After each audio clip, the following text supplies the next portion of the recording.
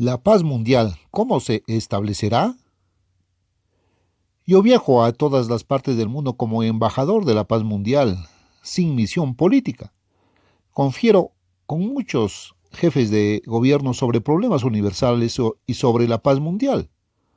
Hablo con reyes, presidentes, otros funcionarios gubernamentales de alto nivel y con prominentes dirigentes en el campo de la ciencia, la educación, el comercio y la industria. No estoy tratando de establecer la paz mundial. Me limito a servir como embajador o emisario de aquel que en nuestra generación la establecerá. La mayoría de nuestros dirigentes son personas de gran talento. Sin embargo, son incapaces de abolir los males de la humanidad o de establecer la paz. ¿Por qué? Muchos científicos y líderes dicen que la única esperanza de traer la paz a este planeta es mediante la formación de un supergobierno que tenga bajo su control la única fuerza militar del mundo. Pero al mismo tiempo reconocen la imposibilidad de alcanzar ese objetivo. Afirman que semejante poder en manos humanas nos esclavizaría a todos. ¿Cuál es la causa de esta situación? Aunque pocos se dan cuenta de ello hoy en día, un famoso personaje hace siglos hizo una declaración en la que pronosticó la solución a este problema. Se adelantó cientos de años a su época y el mundo de su tiempo rechazó y suprimió su mensaje, el cual pronto quedó en el olvido. Los dirigentes mundiales harían bien en escudriñar aquella predicción a la luz de las condiciones actuales del mundo. He tenido el privilegio de anunciar a muchos de los grandes de este mundo la única esperanza de la humanidad. Esta esperanza segura se hará realidad en nuestro tiempo. Pocos en verdad saben que Jesucristo no vino como un dirigente religioso en una cruzada para salvar almas, sino como un difusor de noticias. Ningún personaje histórico ha sido más incomprendido y más falsamente representado que él. Jesús vino como portador de un mensaje que Dios Todopoderoso enviaba a la humanidad. Ese mensaje contenía grandes noticias, un anuncio sensacional y de importancia vital para el futuro. Pronosticaba el establecimiento de la paz mundial. Era la buena nueva para el futuro, proclamada como el anuncio por anticipado de la paz que vendrá en nuestra época. Ese fue el Evangelio de Cristo. La palabra Evangelio significa precisamente buena nueva. Pero, ¿cuál fue el contenido de ese mensaje suprimido por sus enemigos en el primer siglo de nuestra era? El único testimonio oficial que los conspiradores de aquella época no pudieron eliminar, la Santa Biblia, nos da la respuesta. Principio del Evangelio de Jesucristo, Hijo de Dios. Jesús vino a Galilea predicando el Evangelio del reino de Dios, diciendo: el tiempo se ha cumplido y el reino de Dios se ha acercado. Arrepentíos y creed en el Evangelio. Marcos 1:1 y versículos 14 y 15. ¿Creer en qué Evangelio? ¿En qué buena nueva? La buena nueva del reino de Dios que se avecina. ¿Qué quiso decir Jesús al hablar del reino de Dios? ¿Cómo sabemos nosotros que su mensaje fue suprimido? Y si el Evangelio verdadero y original de Cristo fue suprimido, ¿qué mensaje o mensajes fueron proclamados al mundo para reemplazarlo? Afirmar que el verdadero Evangelio proclamado por Cristo fue suprimido y que no fue anunciado más al mundo por espacio de casi 19 siglos a partir del año 70 después de Cristo, constituye, en verdad, una declaración asombrosa y sorprendente. El mismo testimonio escrito que los conspiradores no pudieron destruir lo confirma. La Iglesia de Dios fue fundada en el día de Pentecostés del año 31 de nuestra era, Hechos 2. Aproximadamente 20 años más tarde, el apóstol Pablo, bajo inspiración divina, escribió estas palabras a las iglesias de Galacia. Estoy maravillado de que tan pronto os hayáis alejado del que os llamó por la gracia de Cristo, para seguir un evangelio diferente. No que haya otro, sino que hay algunos que os perturban y quieren pervertir el evangelio de Cristo. Gálatas 1, 6, 7. Los versículos siguientes contienen una maldición doble contra quienes predicaran cualquier otro evangelio. También el apóstol Pablo escribió esto a los corintios: pero temo que como la serpiente con su astucia engañó a Eva, vuestros sentidos sean de alguna manera extraviados de la sincera fidelidad a Cristo. Porque si viene alguno predicando a otro Jesús u otro evangelio que el que habéis aceptado, 2 Corintios 11:3-4. Y más adelante dice, porque estos falsos apóstoles, obreros fraudulentos, que se disfrazan como apóstoles de Cristo. Y no es maravilla, porque el mismo Satanás se disfraza como ángel de luz. Así que no es extraño si también sus ministros se disfrazan como ministros de justicia. Versículos del 13 al 15. En su carta a los primeros cristianos de Roma dice, porque la ira de Dios se revela desde el cielo contra toda impiedad e injusticia de los hombres, que detienen con injusticia la verdad. Romanos 1:18.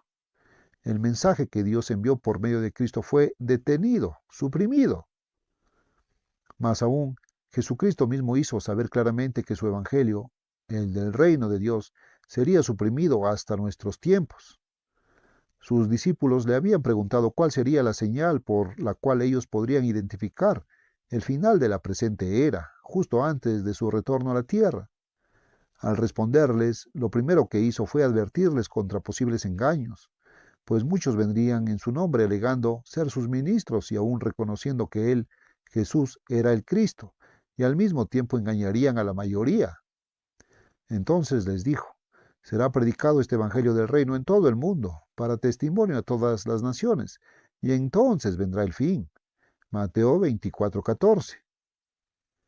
Esta proclamación del evangelio del reino de Dios no podría ser la señal de que estamos viviendo en los tiempos del fin de esta era si dicho evangelio hubiera sido proclamado a lo largo de estos siglos. Tal como Jesús dijo que sucedería, muchos han predicado acerca de su persona, diciendo que Él es el Cristo. Predican sobre el mensajero, pero suprimen su mensaje. Estamos ahora en el tiempo del fin. Casi 19 siglos después de que el mensaje fue suprimido, la Iglesia de Dios Universal lo está proclamando a nivel mundial. Algunos han predicado un evangelio de salvación, en realidad una falsa salvación, y otros un evangelio de gracia, haciendo de la gracia una licencia para cometer pecado. Y hay otros que han optado por un evangelio social. Mas Cristo trajo un mensaje de vital importancia de parte de su Padre, el del reino de Dios. ¿A qué se refería él al hablar del reino de Dios? ¿No es sorprendente que casi nadie lo sepa en el mundo actual? Al parecer, pocos comprenden que el Evangelio de Jesús fue un mensaje sobre gobierno.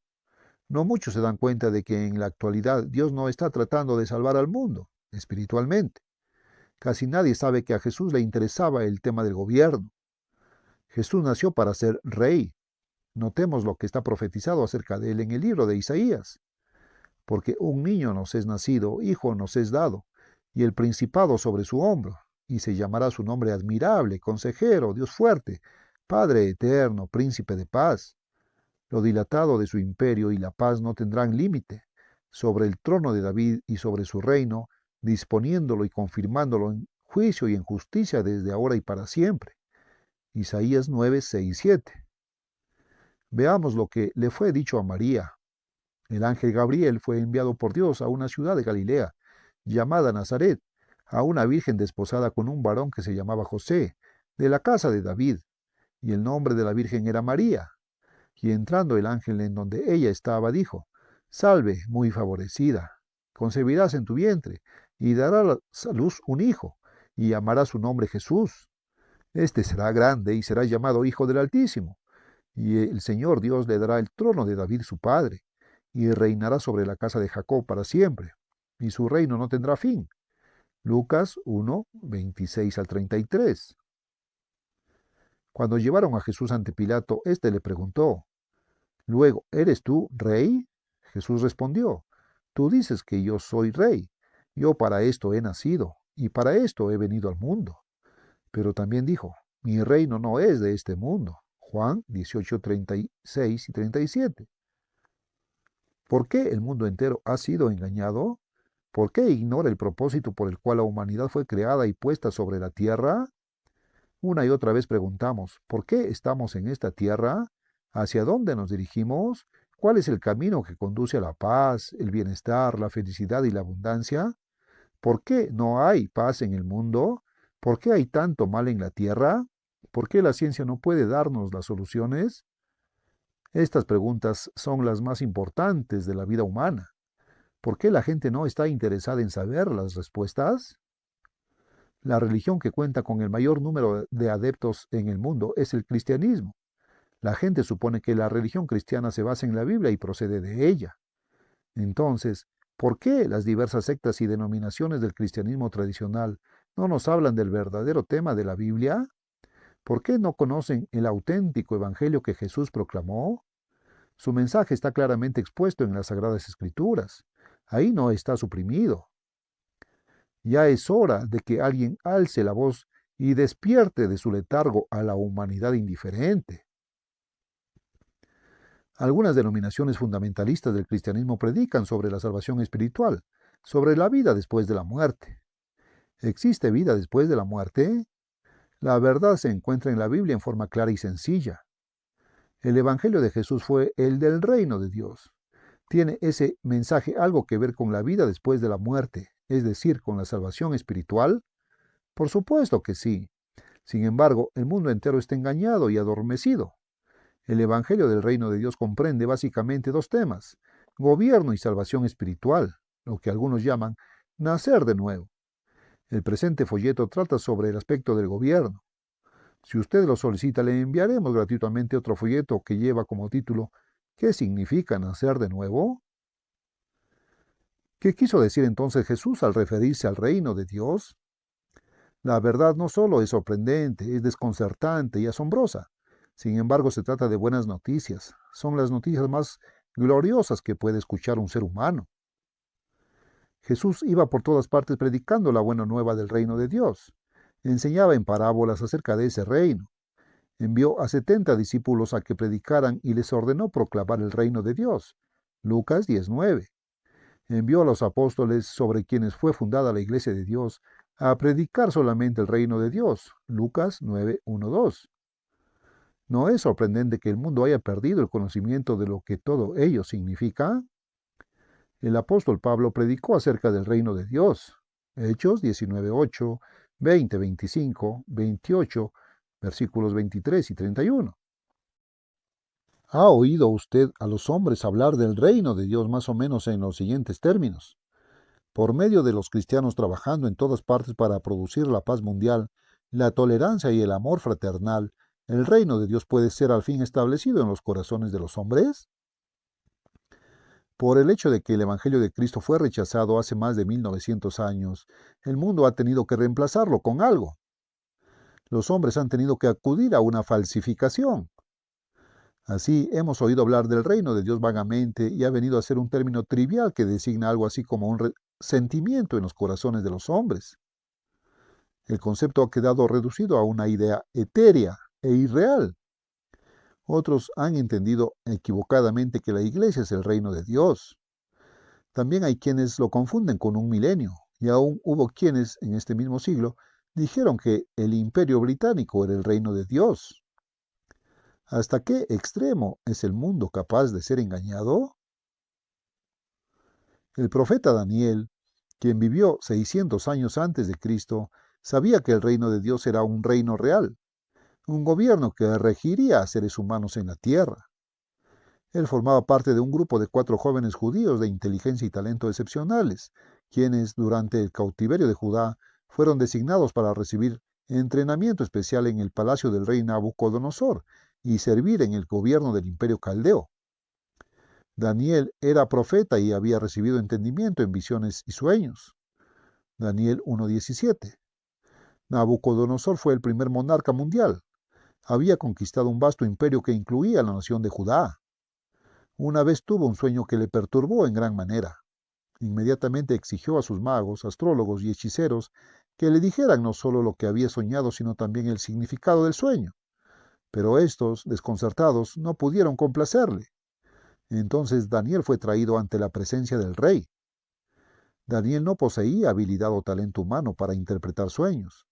Por el contrario, dijo: hay un Dios en los cielos, el cual revela los misterios, y él ha hecho saber al rey Nabucodonosor lo que ha de acontecer en los postreros días.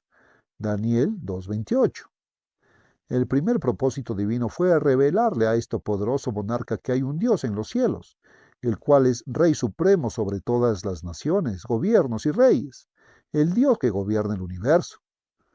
Nabucodonosor solo conocía a las muchas deidades demoníacas paganas, pero nada sabía del Dios viviente y todopoderoso. Al igual que la gente y los gobernantes de hoy, no sabía que Dios es el personaje vivo, real y activo que rige y gobierna literalmente el universo entero. El propósito mismo del sueño fue revelar el gobierno divino, poner de manifiesto el hecho de que Dios efectivamente gobierna, es decir, la realidad del reino de Dios, lo cual constituye el único y verdadero evangelio de Jesucristo. Ese sueño sirvió también para revelarnos a nosotros lo que ha de ocurrir en los postreros días, y el testimonio de ello ha sido preservado en forma escrita para que hoy podamos conocerlo. Ese testimonio se refiere a hechos que ocurrirán en los próximos años, en esta última mitad del siglo XX. No se trata de escritos obsoletos y aburridos dirigidos a un pueblo que vivió hace 2500 años. Son noticias de tremendo significado y palpitante actualidad para nuestros días. Son noticias anticipadas de lo que va a suceder y son para nosotros ahora. Es el anuncio del acontecimiento más colosal de la historia, el cual ocurrirá con absoluta certeza en la presente generación, dentro de muy pocos años. Este es el verdadero evangelio, el mismo que Cristo predicó. Es un mensaje dirigido a usted y a mí, y es importantísimo que lo comprendamos. Tomemos la Biblia y leamos los versículos del 28 al 35 del segundo capítulo del libro de Daniel. En ese sueño, el rey Nabucodonosor había visto una gigantesca estatua, mayor que cualquier otra imagen o estatua construida por el hombre. Era tan majestuosa que resultaba sobrecogedora, aún en sueños. La cabeza de la imagen era de oro fino, su pecho y sus brazos de plata, el abdomen y los muslos de bronce, sus piernas de hierro y sus pies de una mezcla de hierro y barro. El factor tiempo intervino en el sueño. Nabucodonosor había estado contemplando la estatua hasta que una piedra sobrenatural cayó de los cielos y desmenuzó los pies de la enorme imagen. Entonces toda la estatua fue pulverizada. Luego sopló el viento y no le dejó rastro alguno. Pero la piedra que hirió a la imagen se expandió milagrosamente y fue hecha un gran monte que llenó toda la tierra. ¿Qué significaba aquel sueño? ¿Tenía acaso significado alguno? Sí, lo tenía, porque este sueño de Nabucodonosor fue obra de Dios. A diferencia de los sueños comunes y corrientes, este fue causado para transmitirle al rey el mensaje de la soberanía de Dios, y siendo parte de la palabra escrita de Dios, es también para nosotros hoy, a fin de que entendamos aspectos importantes del verdadero evangelio. Daniel dijo, este es el sueño. También la interpretación de él diremos en presencia del rey. Daniel 2:36. Esta, por consiguiente, es la interpretación divina, no la de Herbert W. Armstrong. Ningún hombre debe jamás interpretar las Sagradas Escrituras. La Biblia nos da la propia interpretación de Dios. Hela aquí. Tú, oh rey, eres rey de reyes. Nabucodonosor fue el primer soberano de un imperio mundial, porque el Dios del cielo te ha dado reino, poder, fuerza y majestad. Versículo 37. Dios se estaba revelando a este dictador mundial humano para hacerle saber que él era el mayor de los reyes y el gobernante de todo. Al igual que este rey caldeo, hoy la gente no piensa que Dios es un rey, un ser supremo que de hecho rige como un jefe de gobierno. El Dios eterno quiso revelarse a sí mismo a Nabucodonosor por medio de Daniel y a nosotros por medio de la Biblia, como un Dios todopoderoso y soberano que gobierna y a quien hay que obedecer. Daniel continuó, tú eres aquella cabeza de oro, y después de ti se levantará otro reino inferior al tuyo, y luego un tercer reino, de bronce, el cual dominará sobre toda la tierra. Versículos 38-39. Recordemos que estamos hablando de reinos. Daniel estaba refiriéndose a reinos que dominarían sobre los pueblos de la tierra. Se trataba de gobiernos. Este pasaje no se refiere a sentimientos vagos o etéreos en el corazón de los hombres. Tampoco habla de iglesias. Está hablando en sentido literal, no figurado, de la clase de gobiernos que realmente tienen dominio y autoridad sobre las naciones, formadas por seres humanos aquí en la tierra. Sus palabras son muy específicas. No hay posibilidad aquí de darle otra interpretación a la palabra reino. El texto no se puede interpretar de otra manera. Es Dios quien nos ha dado su propia interpretación mediante el profeta Daniel. La colosal estatua metálica simboliza gobiernos nacionales e internacionales, verdaderos reinos en el sentido literal de la palabra. Esta imagen era símbolo de una sucesión de gobiernos que regirían al mundo. Primero estaba la cabeza de oro, la cual representaba a Nabucodonosor, cabeza del imperio caldeo. Después de él vendría un segundo reino o gobierno, luego un tercero, el cual dominaría sobre toda la tierra. Se trataba de un imperio mundial. Continuando en el versículo 40, vemos que las piernas de hierro representaban un cuarto imperio mundial destinado a ser fuerte, como es fuerte el hierro, militarmente más fuerte que sus predecesores.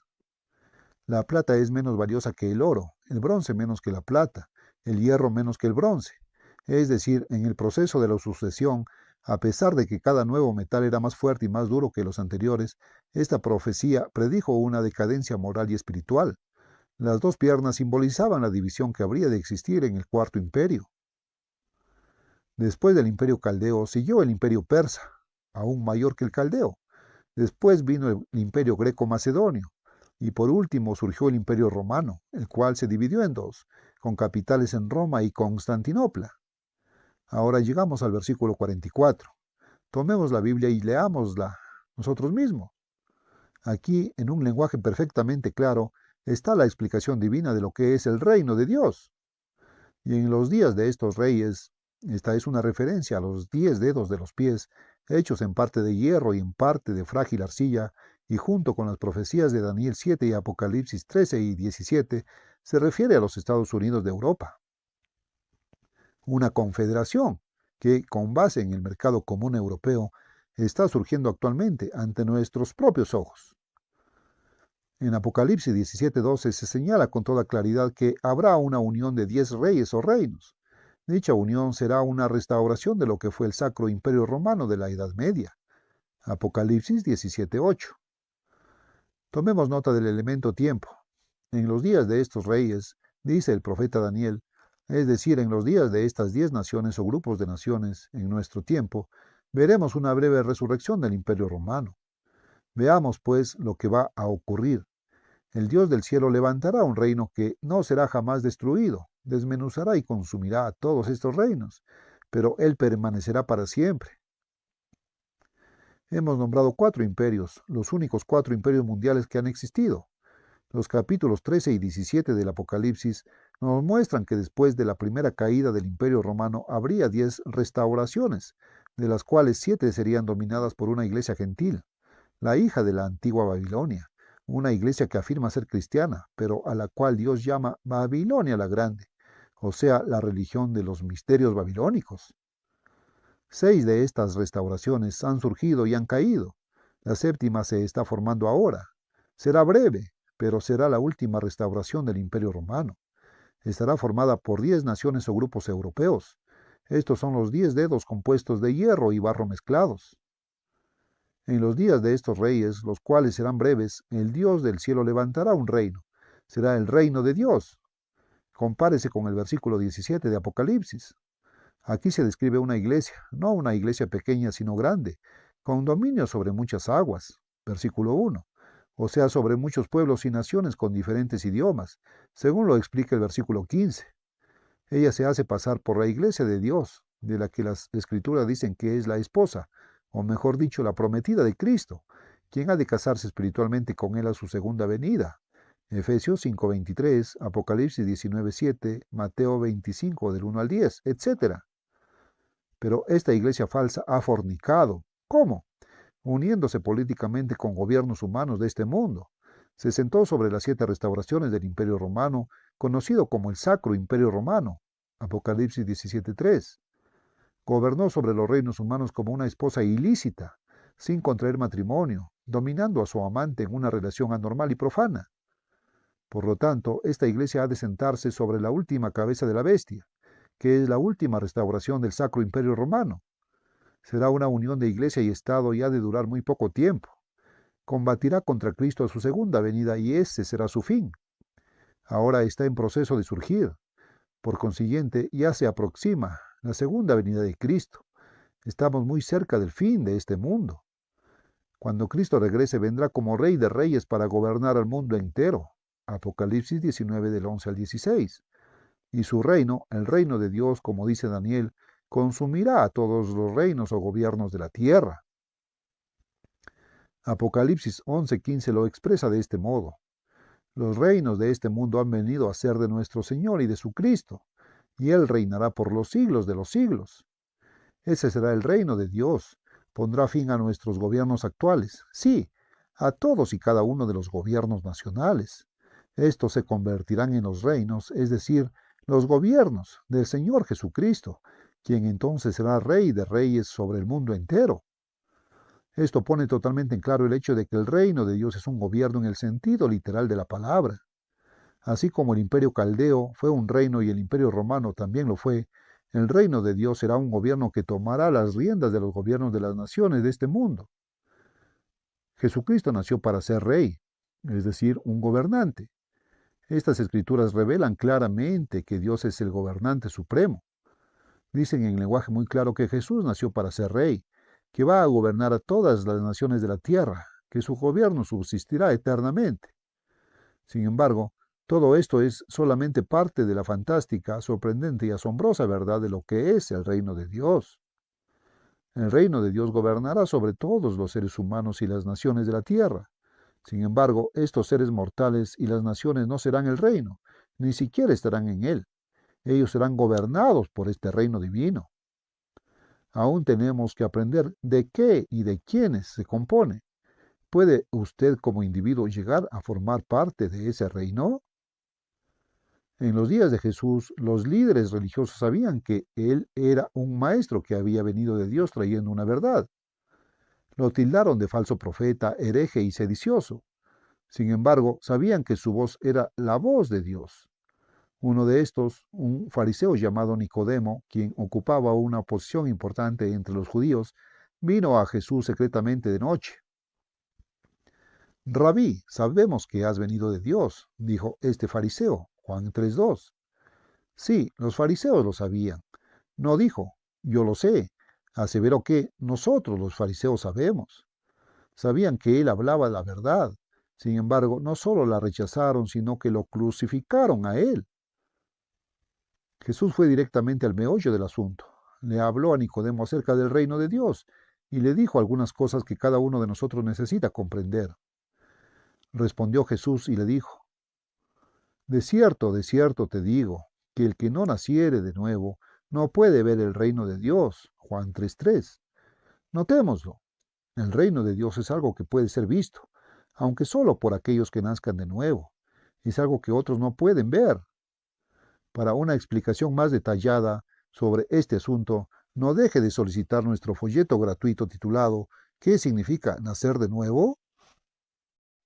Pero, ¿se aplica lo anterior a la iglesia? ¿Pueden los hombres carnales, quienes no afirman haber nacido de nuevo, ver una iglesia? Por supuesto. No obstante, la Biblia dice que no pueden ver el reino de Dios. Así lo afirmó Jesucristo. Entonces, si creemos las palabras de Jesús, tenemos que llegar a la conclusión de que la iglesia no es el reino de Dios. Más adelante leemos, respondió Jesús, de cierto te digo, que el que no naciere de agua y del Espíritu no puede entrar en el reino de Dios. Versículo 5. El reino de Dios, por tanto, es algo en lo que se puede entrar, aunque solo tendrán acceso al mismo los que hayan nacido de agua y del Espíritu. Continuemos. En el capítulo que trata de la resurrección, 1 Corintios 15, leemos estas palabras. Pero esto digo, hermanos, que la sangre y la carne no pueden heredar el reino de Dios, ni la corrupción hereda la incorrupción. Versículo 50. Ningún ser humano de carne y sangre puede heredar ni entrar en el reino de Dios. ¿Puede la gente de carne y hueso entrar en la iglesia? Si es así, entonces el reino de Dios no puede ser la iglesia, ya que ese reino es algo donde los hombres de carne y sangre no pueden entrar. ¿Qué cree usted que es la iglesia? ¿Es un edificio? La gente de carne y hueso puede entrar en los edificios y catedrales llamados iglesias. ¿Es la iglesia la asamblea de los conversos? La gente de carne y hueso también puede ingresar en esa asamblea. Sin embargo, no puede entrar en el reino de Dios. Por consiguiente, el reino de Dios no es la iglesia. Hay quienes creen que el reino de Dios es una especie de sentimiento etéreo, algo que se establece en el corazón de los hombres. Si es así, entonces el reino de Dios entra en personas mortales. Mas las escrituras que hemos analizado dicen sencilla y claramente que son los hombres y las mujeres naturalmente, cuando ya no son de carne y sangre, sino seres resucitados compuestos de espíritu, quienes pueden entrar en el reino de Dios. El reino no entra en los seres humanos, sino que ellos entrarán en ese reino después de que sean resucitados en gloria, cuando ya no sean carne y sangre. ¿Es el reino el Dios en usted? De ninguna manera. No es algo que nace dentro del hombre, ni que ha entrado en él. Se trata de algo donde el hombre podrá entrar cuando nazca de nuevo. ¿Es acaso el Imperio Británico? He tenido la oportunidad de visitar las Islas Británicas, Canadá y Australia. Todos sus habitantes son seres humanos de carne y hueso. Ellos entraron en el Imperio Británico. En realidad ya no es un imperio, pero no pueden entrar en el reino de Dios. El Imperio Británico, pues, no puede ser el reino de Dios. Alguien preguntará, ¿no dijo Jesús en Lucas 17:21 que el reino de Dios está entre, o sea, dentro de vosotros? Sin embargo, las escrituras que hemos citado no admiten tal interpretación a estas palabras de Jesús. Examinemos a fondo este versículo. Tengamos en cuenta que si en realidad dice eso, entonces contradice las otras escrituras que hemos citado. Y si la Biblia se contradice, no podemos creer lo que enseña y tampoco sirve para probar nada. Primero, ¿a quién se estaba dirigiendo Jesús? Leámoslo. Preguntado por los fariseos cuándo había de venir el reino de Dios, les respondió y dijo, el reino de Dios no vendrá con advertencia, ni dirán, helo aquí o helo allí, porque he aquí el reino de Dios está entre vosotros. Lucas 17, 20, 21. Jesús estaba hablando con fariseos inconversos, carnales, hipócritas y mentirosos. El texto dice que él respondió y dijo, fueron los fariseos quienes le hicieron la pregunta. ¿Eran ellos miembros de la iglesia? No. Si alguien cree que el reino es la iglesia y que el reino estaba dentro de los fariseos, ¿estaba entonces la iglesia dentro de los fariseos? ¿No es ridícula semejante suposición? Fijémonos una vez más en lo que Jesús dijo exactamente. Recordemos que la iglesia aún no había sido fundada. Jesús no dijo, el reino de Dios será establecido en vuestros corazones.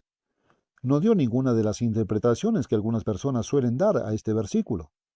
Él dijo a los fariseos, el reino de Dios está, tiempo presente, o sea, en ese momento. Lo que dijo sobre el reino de Dios lo dijo en tiempo presente, no futuro. Lucas escribió estas palabras en idioma griego. Las palabras griegas fueron traducidas al español en algunas versiones como dentro de vosotros está, pero la versión de Reina Valera revisión de 1960 las traduce. El reino de Dios está entre vosotros. La revisión de 1977 las traduce. El reino de Dios está en medio de vosotros. El contexto indica que las últimas dos son traducciones acertadas del texto griego. Jesús no se estaba refiriendo a una iglesia que pronto iba a ser establecida. No estaba hablando de sentimientos en la mente o en el corazón. Estaba hablando de su reinado como Mesías.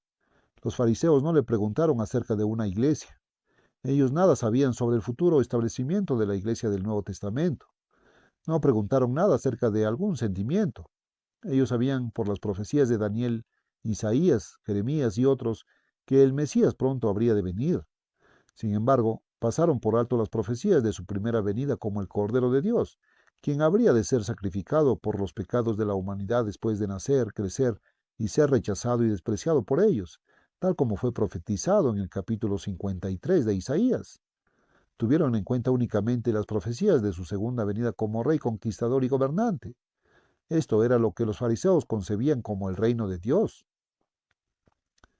Jesús puso las cosas en claro. Les dijo que no se trataba de un reino local o limitado solo a los judíos. No se trataría de un reino más entre los muchos reinos humanos que podría ser visto y señalado. Helo aquí, helo allí. Pero él, el Cristo mismo, había nacido para ser el rey de ese reino. Así se lo dijo a Pilato, Juan 18, 36, 37. La Biblia emplea indistintamente los términos rey y reino, Daniel 7, 17, 18 y versículo 23. El rey del futuro reino efectivamente estaba entre los fariseos, en medio de ellos, cuando les explicaba estas cosas, y el lenguaje en el cual les habló, eso fue precisamente lo que les dijo. Jesús entonces en los siguientes versículos procedió a describir su segunda venida, cuando el reino de Dios abarcaría al mundo entero. En Lucas 17:24 hace referencia al relámpago que fulgura y resplandece, como también lo hace en Mateo 24:27, donde describe su segunda venida para gobernar a todas las naciones. El versículo 26 dice que, como sucedió en los días de Noé, así ocurriría cuando Cristo venga en gloria y majestad para ser soberano mundial. El versículo 30 se refiere al día en que Él será revelado. Es evidente que Jesús no dijo que el reino de Dios estaba dentro de aquellos fariseos hipócritas que le odiaban. Tampoco dijo que la iglesia sería el reino de Dios. Ahora continuemos con otros textos bíblicos y el significado del reino de Dios se hará más obvio aún. Jesús dijo explícitamente que esos fariseos no estarían en el reino de Dios.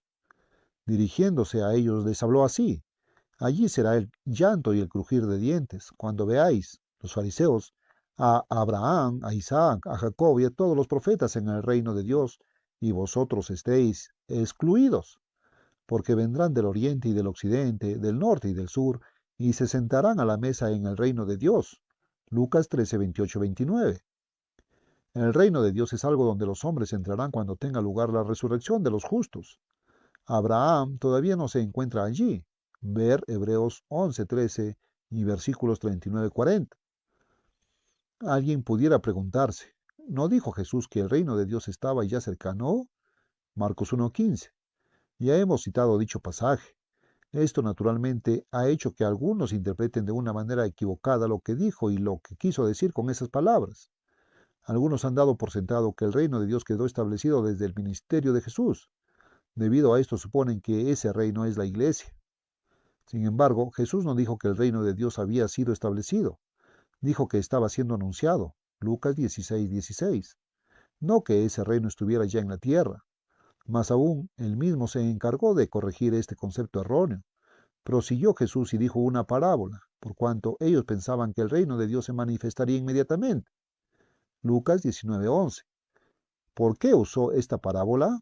Porque algunos ya en aquella época pensaban equivocadamente que el reino de Dios habría de aparecer inmediatamente o que iba a ser la iglesia. Continuemos. Dijo pues, un hombre noble se fue a un país lejano para recibir un reino y volver. Versículo 12. Cristo es ese hombre noble. Se refiere a su ascensión al trono de Dios su Padre en los cielos. Observemos que él iría allí para recibir un reino. Notemos también que habría de volver después de haberlo recibido. Pero Cristo aún no ha vuelto. Otras secciones de las Escrituras explican esto. Más adelante nos referiremos a ellas. Continuemos con la parábola, la cual Cristo les relató porque algunos creían que el reino de Dios habría de manifestarse de inmediato, es decir, en el primer siglo de nuestra era. Aconteció que vuelto él, después de recibir el reino, mandó llamar ante él a aquellos siervos a los cuales había dado el dinero, para saber lo que había negociado cada uno. Versículo 15. Cuando Cristo retorne, todos seremos llamados ante su tribunal de juicio para rendir cuentas. Pasemos ahora al versículo 17, donde se nos dice que aquel que había ganado 10 minas recibió autoridad para regir 10 ciudades. Tendrás autoridad sobre 10 ciudades. Y al que ganó 5 minas le dijo, tú también sé sobre 5 ciudades. Esta parábola se refiere al tiempo de la segunda venida de Cristo y a cómo Él delegará autoridad gubernamental a los santos que se hayan convertido durante esta era cristiana, es decir, entre la primera y la segunda venida de Cristo. Por consiguiente, esta parábola fue narrada para hacernos ver con toda claridad que el reino de Dios es un gobierno en el sentido literal de la palabra, y que será establecido a la segunda venida de Cristo, no antes. La iglesia, por tanto, no puede ser el reino de Dios.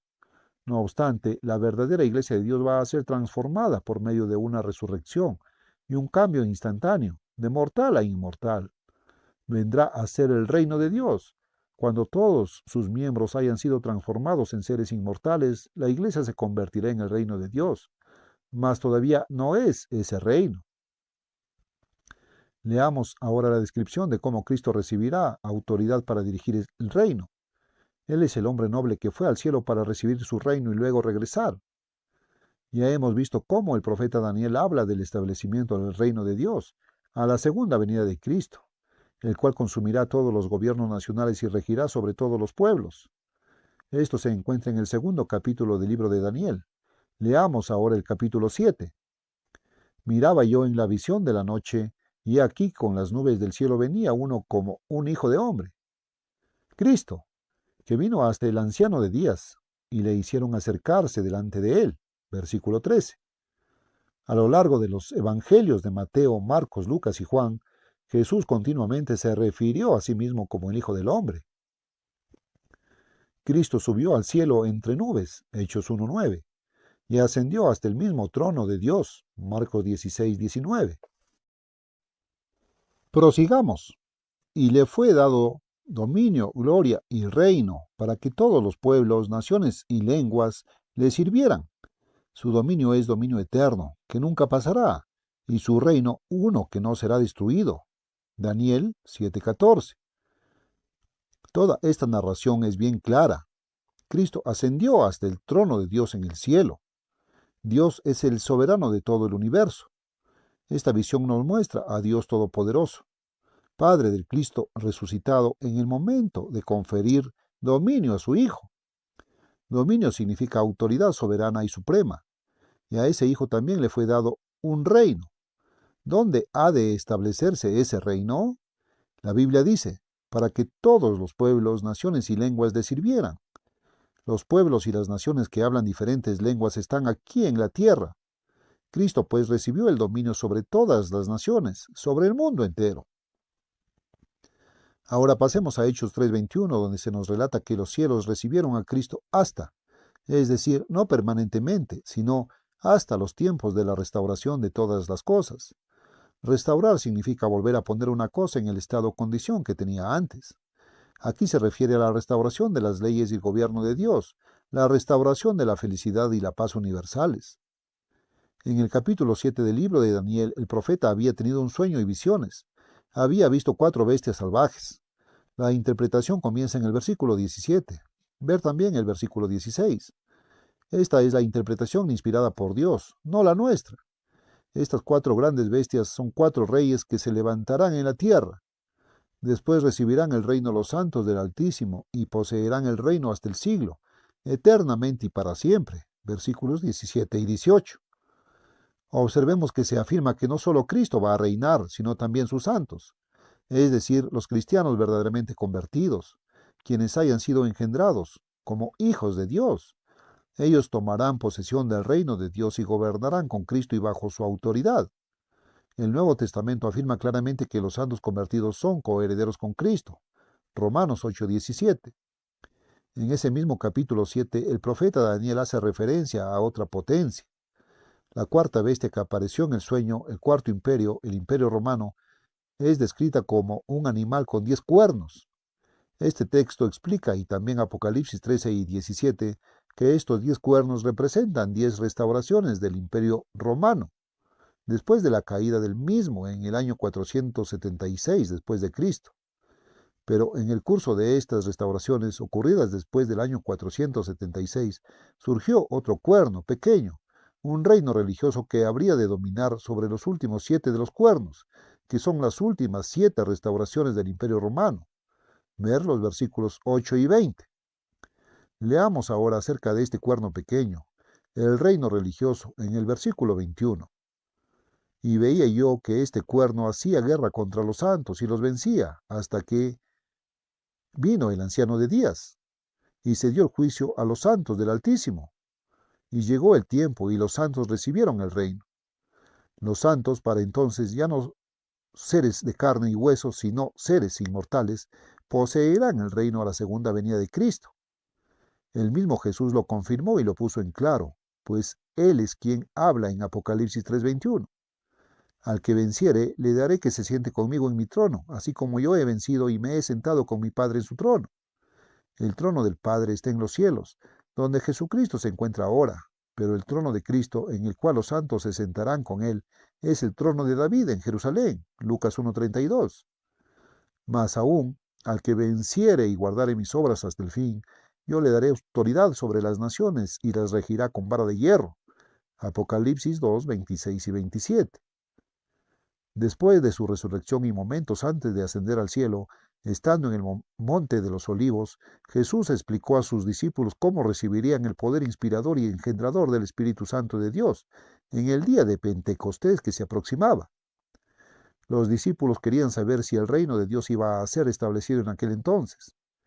La iglesia sí fue fundada en ese día de Pentecostés, pero ¿era aquello el establecimiento del reino de Dios? Los discípulos le preguntaron, Señor, ¿restaurarás el reino a Israel en este tiempo? Una vez más Jesús aclaró que la iglesia no era el reino de Dios, y les dijo, no os toca a vosotros saber los tiempos o las sazones, que el Padre puso en su sola potestad, pero recibiréis poder cuando haya venido sobre vosotros el Espíritu Santo, y me seréis testigos en Jerusalén, en toda Judea, en Samaria, y hasta lo último de la tierra. Y habiendo dicho estas cosas, viéndolo ellos, fue alzado y le recibió una nube que le ocultó de sus ojos. Hechos 1 del 7 al 9. La misión que Dios le dio a la iglesia fue la de predicar su evangelio en todo el mundo. Los apóstoles habrían de recibir el Espíritu Santo, el cual los engendraría como santos, como cristianos, colocándolos dentro de la iglesia de Dios. Esto les infundiría el poder necesario para llevar a cabo la misión de la iglesia. Mas ello no era el establecimiento del reino de Dios. Cristo les dijo que ellos no iban a saber en qué momento el reino iba a ser establecido. ¿Qué quiso decir él cuando les dijo, no os toca a vosotros saber los tiempos o las sazones? Ya Jesús había explicado todo esto en otra oportunidad. Se halla en Mateo 24:36, donde el tema es el fin de este mundo y su segunda venida. Pero del día y la hora nadie sabe, ni aun los ángeles de los cielos, sino solo mi Padre. Jesús se refería a su segunda venida y al establecimiento del reino de Dios. Nadie, excepto Dios el Padre, sabe cuándo esto habrá de acontecer. Sin embargo, aunque no sabemos aún en la actualidad el día ni la hora de la segunda venida de Jesucristo, sí sabemos por las profecías de la palabra de Dios que el tiempo está muy cercano. En Lucas 21, del 25 al 32, Jesús predijo los acontecimientos mundiales que en el presente están empezando a producir la angustia de las gentes, debido a problemas y guerras en todo el mundo, desfalleciendo los hombres por el temor y la expectación de las cosas que sobrevendrán. Se aproximan problemas mundiales como nunca antes se habían visto. Cuando veáis que suceden estas cosas, sabed que está cerca el reino de Dios. De cierto os digo que no pasará esta generación hasta que todo esto acontezca. Versículos 31 y 32. Por consiguiente, los acontecimientos y las condiciones mundiales indican que estamos en la última generación de este presente mundo malo y perverso. Los problemas de alcance internacional comenzaron en 1914 con la Primera Guerra Mundial. Hubo un receso o tregua desde 1918 hasta 1939. Ahora nos encontramos en el segundo receso, pero en la actualidad contamos con energía nuclear. Tenemos almacenadas bombas de hidrógeno con una potencia y un volumen capaces de destruir varias veces a toda la humanidad. Hay también otras armas destructivas con la capacidad de borrar toda la vida humana de nuestro planeta. Muchos científicos de renombre dicen que solamente un supergobierno mundial podrá evitar el cosmicidio del gobierno humano. No obstante, los seres humanos no pueden y no están dispuestos a unirse para formar semejante gobierno. Ya es hora de que afrontemos fríamente los hechos. La humanidad se halla ante una disyuntiva. O existe un Dios omnipotente y todopoderoso que está a punto de intervenir y establecer su reino para gobernar a todas las naciones con poder sobrenatural y supranacional para traernos paz, o toda la humanidad será destruida. Mateo 24:22. La actual tregua pronto terminará y estallará una guerra nuclear, la Tercera Guerra Mundial. Este holocausto es denominado en la Biblia la Gran Tribulación, Mateo 24, 21 y 22. Sin embargo, Dios acortará esa espantosa tribulación mundial y enviará a Jesucristo nuevamente a la tierra como Rey de Reyes y Señor de Señores. Él restaurará el gobierno divino mediante el reinado universal de Dios y traerá por fin la paz mundial.